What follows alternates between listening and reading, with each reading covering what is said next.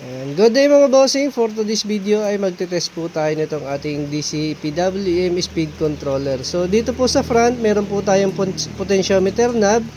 So dito po natin ina-adjust yung speed ng ating motor. Dito naman sa baba ay meron po tayong switch. So ito po ay 3-way on off on.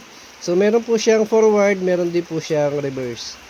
Sa likod naman mga bossing, ito po yung kanyang rating. So yung voltage na kaya niyang i-handle ay 10 volts up to 60 volts DC.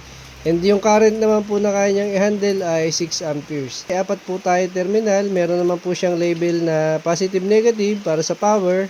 So dito po yung power supply natin. Dito naman po sa kabila ay ito naman po yung motor side natin. Ayan. So gagamitin natin mga bossing na power supply ngayon ay 24 volts. Ayan, 24 volts na 20 amperes. So ito ay gagamitin ko sana sa isang project natin, kaya lang ay nagbago tayo ng plano. So meron po tayo natira dito na power supply. So ito ay may built-in fan na rin po. And ayan, ganyan po siya kalaki. Ayan, so baka naghahanap din kayo nito mga bossing, ay nasa comment section po yung link. Ayan. And then yung itetesting natin na motor mga bossing ay itong MY1025 na DC 24 volts din. So medyo mataas lang yung current requirements nito, pero since no load naman po yung ating application ay try na lang muna natin.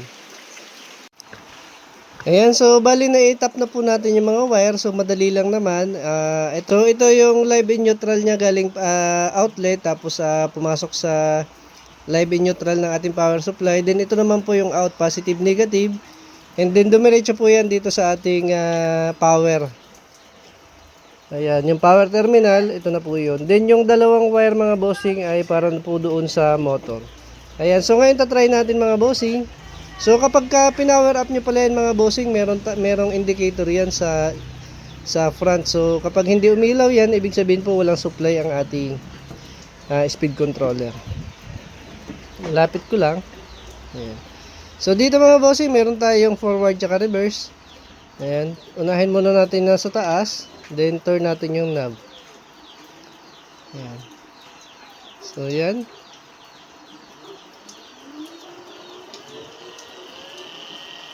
Ayan siya mga bossing. Top speed. Ayan. So umiikot na yung ating motor. Ayan.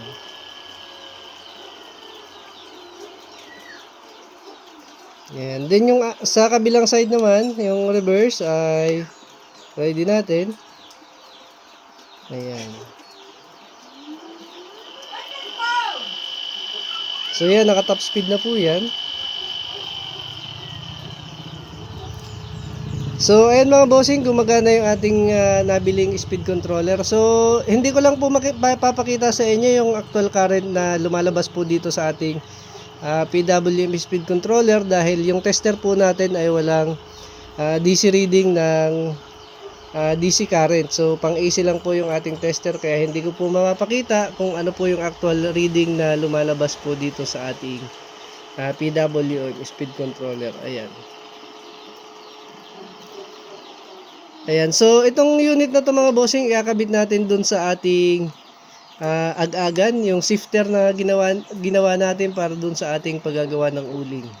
So DC motor yung gamit ko dun, and ganito rin po yung style, kaya lang may gearhead pong kasama. Ayan, so yun lamang mga bossing. Baka kailangan nyo ng ganitong unit ay nasa comment section po yung link. Maraming salamat.